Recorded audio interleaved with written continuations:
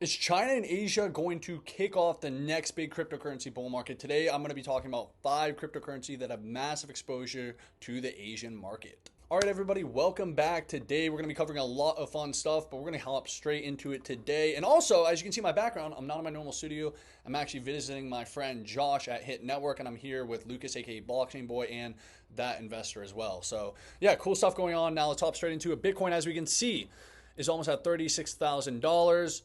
Right here, it's, I'm recording this live, and we can see the altcoins are pumping as well. Link having a massive day, up almost over 13%. Really cool stuff going on. VET doing very well. And let's take a look at TradFi. TradFi is up a little bit. The dollar is, basically straddling there, breaking even right there. But yeah, let's go to CoinMarketCap. As you can see, nothing, has really changed. I think Toncoin might have just flipped Tron. Not too sure. And I think Chainlink might have just flipped Polygon. And I think it flipped Polkadot too. But now let's hop straight into it. So there was some big news that came the other day. Take a look at this from Whale Chart. Breaking: Hong Kong to allow regular investors to buy Bitcoin and crypto ETFs.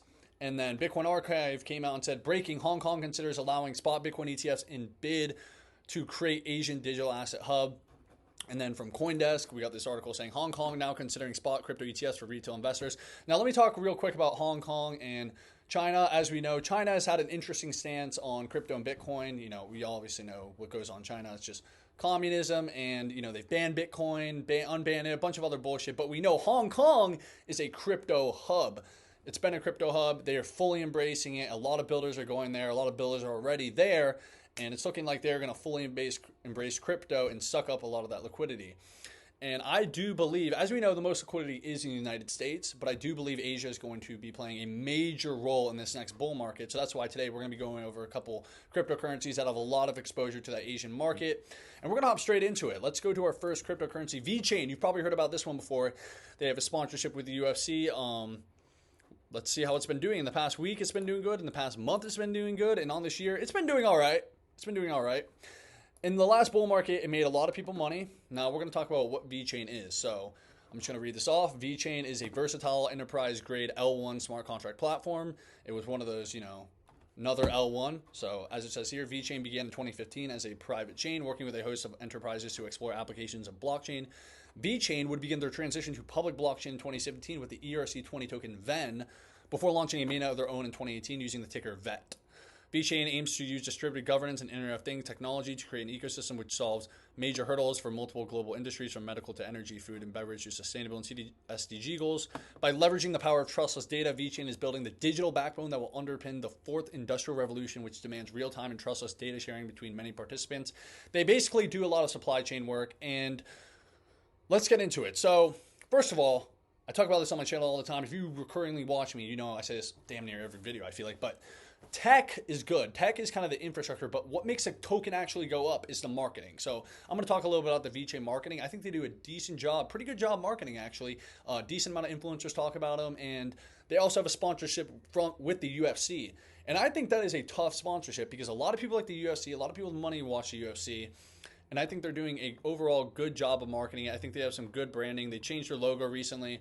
I like their new logo a lot more. I think they're doing a pretty good job, and I think this could definitely make people money in the next bull market. I have no exposure and not financial advice. I have no exposure to VeChain, and they're obviously, this is a Chinese company, as it says here. Who are the founders of? So as it says here, VeChain is a product of creator and co-founder Sunny Liu, an IT executive who was formerly CIO of Louis Vuitton, China. So they are Chinese based, and they have a lot of the Asian market exposure and all of that. And they're obviously with the UFC trying to tap into that American liquidity as well. I think it's a pretty cool project. And yeah, let's hop to our next cryptocurrency, which is ICP. As we know, ICP was not made by Chinese people, but they have a lot of exposure to that Asian market. Most of the people who are into ICP, most of the holders are based in Asia. They have a lot of exposure over there. And if you don't know what ICP is, let's take a look at the price action. Past 7 days, it's been doing good. The month, it's been doing pretty well. And the year, it's had an interesting year. Pumped to about almost $8 back in February, and now it's sitting at almost $5 here.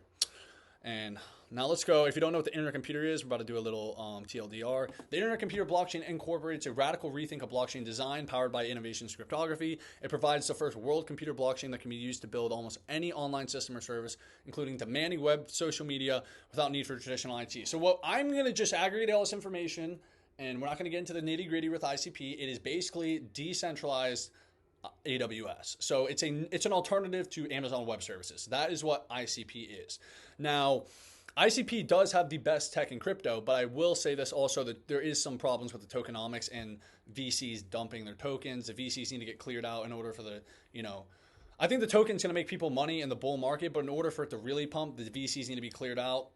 As we can see here in the all-time chart, you guys probably know about this, but probably the worst launch in crypto history ever. This is a very bad-looking chart. I don't think this is probably going to haunt ICP until the next bull market, where once people make a lot of money on ICP, the token, then they're going to, stop caring about this chart and everything. But there is some problems with the tokenomics and the marketing, and there's way too many narratives.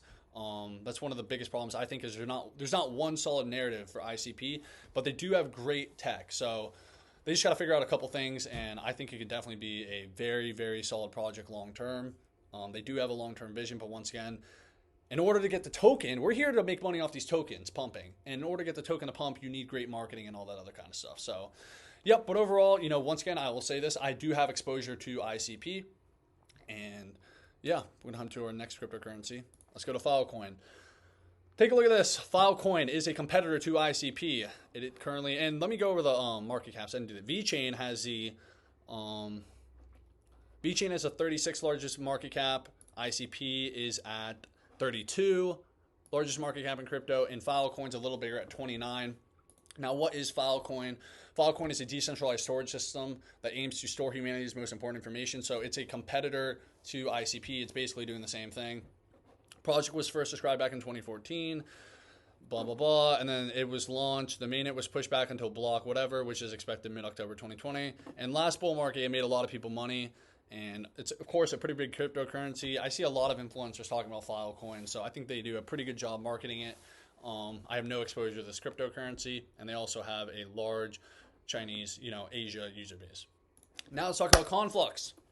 I'll be completely honest, I had not heard of this cryptocurrency until I was making this video, and I'm like, yo, Josh, I need one more cryptocurrency for this Asian crypto video. And he's like, do Conflux. I'm like, okay, cool, fuck it. So I'm learning about this live with you guys, so cool stuff. Anyways, on the week it's been doing pretty good. On the month it's been doing pretty good. And on the year it's been doing decent, all right. And it made people money back in 2021. And now we're going to figure out what Conflux actually is. As we can see here, it's a... By the way, guys, I don't pretend to be a cryptocurrency Web3 expert. So I'm just making these videos for you guys. And I hope you guys enjoy my commentary and everything. But nothing I say is financial advice. I am not an expert, okay? Let me just make that clear. I'm not an expert on crypto. Having fun learning and going on the journey with you guys as well. And building some cool shit as well. Anyways... What is Conflux? Conflux is a public layer 1 blockchain that was made to power decentralized applications, commerce, and Web3 infrastructure by being more scalable, decentralized, and secure than existing protocols. So it's another L1, and we know the big narrative last cycle was L1s. It's, this L1's coming out. There's Avalanche blowing up, Solana blowing up, Near Protocol, all this L1 talk. And it says here the platform is based on the tree graph consensus mechanism, and I have zero fucking clue what that means. Let's take a look at the founders. It was founded, Conflux was founded in 2018, but its fundamental technology has been in development since 2018. It aims to promote blockchain education and research of the Tree Graph Research Institute based in Shanghai. As you see here, once again, you're going to get a lot of Asian exposure if you have this cryptocurrency. I don't know too much about it, and obviously I have no exposure, so I'm not going to talk too much. Now we're going to talk about Tron, the most hated cryptocurrency, and a lot of people hate this. What is Tron? And Tron has the 11th biggest market cap in crypto. Conflux had the 71st biggest cryptocurrency. This is a big cryptocurrency. Now, what is Tron? A lot of you guys probably know what Tron is. Tron is a decentralized blockchain-based operating system developed by the Tron Foundation and launched in 2017. Originally, TRX tokens were ERC20-based tokens deployed on Ethereum, but a year later, they moved to their own network. And the founder of Tron is the one and only Justin Sun. He's the CEO. And he is, and as it says here, born in 1990, he was also associated with Ripple in the past, serving as chief representative in the greater China area.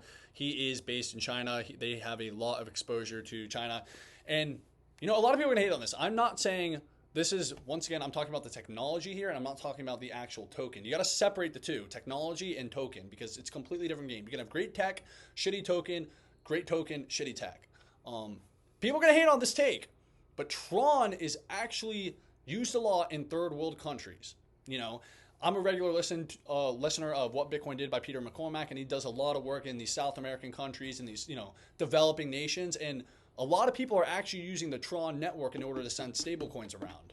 You know, they don't want Bitcoin because they really can't afford it and it's too volatile. They want, you know, Tether and USDC that's getting sent around on the Tron network. And why do they use Tron? Because it's cheap. They also use Polygon a lot too, but Tron's also very popular.